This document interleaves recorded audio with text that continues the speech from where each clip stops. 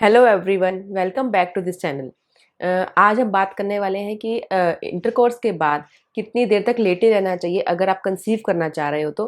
क्योंकि जो pregnancy plan कर रहे हैं, जो काफ़ी टाइम से ट्राई कर रहे हैं, उनको ये बहुत होता है जानने का कि क्या पोजीशन होनी चाहिए और किस तरह का इंटरकोर्स होना चाहिए और कितनी देर तक उसके बाद लेटे रहना चाहिए। तो इन सब के बारे में इस वीडियो में आज हम डिटेल में बात करेंगे। और वीडियो पसंद आए तो इसे लाइक ज़रूर कीजिएगा और इस चैनल पर अगर आए हैं तो इसे सब्सक्राइब किए बिना मत जाइएगा। तो सबसे पहले समझते हैं कि जो लेडीज़ का यानी वुमेन का जो यूट्रस होता है वो कैसा होता है। तो देखिए, सबसे नीचे जो होता है, जो बाहर की साइड में वेल्वा जिसको कहते हैं, वजाइना जिसको कहते हैं, उसके ऊपर की तरफ यूट्रस होता है और यूट्रस के दोनों साइड फेलोपियन ट्यूब होती हैं। और ट्यूब के दोनों साइड मतलब दोनों ट्यूब से जुड़ी हुई उस वहाँ पे होती है 2 ओवरीज। और जो लेडीज़ के हर महीने दोनों में से किसी एक ओवरी में से एग रिलीज होता है, यानी कि अंडा बनता है। इस ऐसे आप समझिए कि अंडा बनता है कि एक लेफ्ट ओवरी है, एक राइट ओवरी है। तो एक महीने होता है लेफ्ट ओवरी में से अंडा निकलता है, एग रिलीज होता है। और एक मतलब नेक्स्ट मंथ होगा कि राइट से निकलेगा। तो क्या होता है जब इंटरकोर्स होता है तो ज़्यादातर सबको ये डाउट होता है कि इंटरकोर्स के बाद जो सीमेन है, जो स्पर्म है, सारा का सारा बाहर आ जाता है, तो प्रेगनेंसी कैसे होगी। तो देखिए, पूरा के बाहर नहीं आता है। 10% होता है जो स्पर्म होते हैं, जो आपको कंसीव करने में हेल्प करते हैं। बाकी जो होता है वो अदर लिक्विड्स होते हैं, तो वो बाहर आ जाते हैं। और अगर उसमें से 10% भी अगर आपके यूट्रस में जाता है तो उसमें भी करोड़ों मिलियन स्पर्म होते हैं जो आपके एग को फर्टिलाइज करने में सफिशिएंट होते हैं, मतलब मोर देन इनफ होते हैं।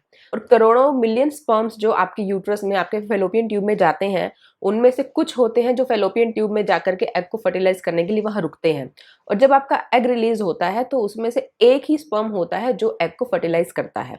तो इसलिए अगर आपको ये टेंशन है कि सारा तो बाहर ही आ जाता है, अंदर कुछ नहीं जाता है, तो ऐसा कुछ नहीं होता। क्योंकि सबके साथ ऐसा होता है, जिनके बच्चे हो भी गए हैं उनके साथ भी यही हुआ है। तो क्या होता है कि जब इजैकुलेट होता है तो जितना भी अगर 8 से 10% भी आपकी वजाइना के थ्रू आपके यूट्रस में जाता है, उसके बाद वहां से यूट्रस से होता हुआ दोनों दोनों तरफ फेलोपियन ट्यूब में जाता है। और दोनों फेलोपियन ट्यूब में जाकर के वो वहां रह जाता है।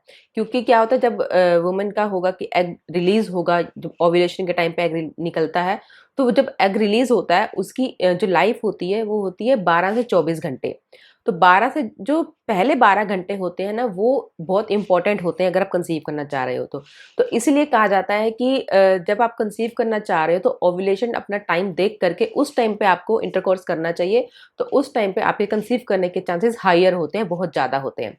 और जो मेल का स्पर्म होता है, वो होता है कि उसकी जो एज होती है, लाइफ होती है, 5 से 6 दिन तक होती है। यानी कि इसका मतलब है कि ओव्यूलेशन जब हुआ, आपका एग रिलीज हुआ, अगर वहां पे अगर आपने 2 दिन पहले इंटरकोर्स किया है तो मेल स्पर्म वहां फेलोपियन ट्यूब में जाकर के रुक जाता है, वेट करता है अंडे का। तो वहां पे वो मौजूद है। और जब आपका ओव्यूलेशन हुआ उससे 2 दिन पहले अगर आपने इंटरकोर्स किया, मेल स्पर्म वहां पे है, और जब आपका एग रिलीज होगा फेलोपियन ट्यूब में आएगा तो वहां पे वो स्पर्म से मिल जाता है। वैसे ही अगर मान लो और ओव्यूलेशन के 2 दिन बाद तक, 12 से 24 घंटे का हम टाइम लेके चलते हैं, तो ओव्यूलेशन के 1-2 दिन बाद तक भी ऐसा होता है। या ओव्यूलेशन के डे ही पे ही अगर आप इंटरकोर्स करते हो, तो ओव्यूलेशन जब आपका हुआ तो एग वहां पे आपका रिलीज हो गया, फेलोपियन ट्यूब में एग है जो 12 से 24 घंटे तक रहेगा। और उसी 12 से 24 घंटे के बीच में अगर आप सेक्स करते हो, इंटरकोर्स करते हो, रिलेशन रखते हो, तो होता है कि मेल स्पर्म भी वहां पर भी पहुंच जाता है और वो एग और स्पर्म जो है उसको फर्टिलाइज कर देता है स्पर्म। अब बात करते हैं जो मेन जो टॉपिक है हमारा, कि इंटरकोर्स के बाद या संबंध रखने के बाद कितनी देर तक लेटे रहना चाहिए कि जो स्पर्म है, मेल स्पर्म है, वो आपके यूट्रस में फेलोपियन ट्यूब में जा सके। तो देखिए, जो पूरा जो टाइम है कि स्पर्म को वजाइना से ऊपर फेलोपियन ट्यूब में जाने तक का कितना समय लगता है, तो ये 8 से 10 मिनट तक का होता है। तो अगर आप रिलेशन रखने के बाद 10 से 15 मिनट अगर आप लेटे रहते हो तो ये मोर देन सफिशिएंट है, इतना काफ़ी है। और ये भी होता है कि अगर आप बिल्कुल लेटते ही नहीं हो, जैसे ही आपका रिलेशन खत्म हुआ, यानी कि इंटरकोर्स कंप्लीट हुआ और तुरंत अगर आप उठ करके वॉशरूम चले गए, तो इसका मतलब ये नहीं है कि आप कंसीव नहीं कर सकते हो। क्योंकि हो सकता है किसी के माइंड में, किसी के दिमाग में ये गलतफहमी हो कि हाँ, रिलेशन तो हो गया लेकिन हमें प्रेगनेंसी नहीं चाहिए, हम कंसीव नहीं करना चाहते हैं, तो जैसे ही सेक्स खत्म हुआ उसके बाद हम तुरंत वॉशरूम चले जाएंगे और सब क्लीन कर लेंगे तो सब बाहर आ जाएगा। तो ऐसा कुछ नहीं है। फीमेल बॉडी में इतनी पावर होती है, जो नेचर ने हमारी बॉडी ऐसी ही बनाई है कि क्या होता है कि जितने भी जो स्पर्म है वो यूट्राइन कॉन्ट्रैक्शन होता है तो वो उसको ऊपर की तरफ खींच लेते हैं। तो वो उतने, अगर आप विद इन सेकंड्स भी होता है कि वो ऊपर की तरफ यूट्रस में चले जाते हैं। तो इसलिए ऐसा नहीं है कि अगर आप कंसीव नहीं करना चाह रहे हो तो आप रिलेशन के तुरंत बाद आप उठ करके वॉशरूम चले जाओगे तो कंसीव नहीं होगा। ये रिस्क आप मत लीजिए, क्योंकि तब भी पूरे पूरे चांसेस होते हैं कि आप कंसीव कर लोगे। मतलब ये होता है कि अगर आप सेफर साइड में रहना चाहते हो, कि आप काफ़ी टाइम से आप प्लान कर रहे हो लेकिन नहीं हो पा रहा है, तो ये सब चीज़ें समझाई जाते हैं, ये डॉक्टर भी समझाते हैं कि रिलेशन रखने के बाद आप 10 से 15 मिनट लेटो, मतलब बी ए सेफर साइड, की सेफर साइड पे रहने के लिए। वैसे अगर आप एक आधा मिनट भी लेटते हो तो भी बहुत सफिशिएंट होता है, या अगर आप तुरंत वॉशरूम भी चले जाते हो तब भी बहुत लोगों को कंसीव हो जाता है। और दूसरी बात ये आती है कि ये होता है कि हम कौन सी पोजीशन होनी चाहिए ऐसी कि जिससे प्रेग्नेंट जल्दी हो सकते हैं, ऐसी कौन सी पोजीशन होगी। तो ऐसी कोई पोजीशन नहीं है, ये होता है कि जिस पोजीशन में आप कंफर्टेबल हो, जिस पोजीशन में आप रिलैक्स फील कर रहे हो, तो वही पोजीशन बेस्ट होती है। क्योंकि अगर आप कंफर्टेबल नहीं हो तो आपका जो माइंड है कहीं और लगा रहता है, तो कंसीव नहीं हो पाता है। क्योंकि जब आप प्रेगनेंसी प्लान कर रहे हो ना, तो ये बहुत ज़रूरी है कि आपका जो माइंड है उस चीज़ में होना चाहिए। ये नहीं है कि आपको कोई और स्ट्रेस चल रहा है आपके दिमाग में, तो होता है कि कंसीव नहीं हो पाता है।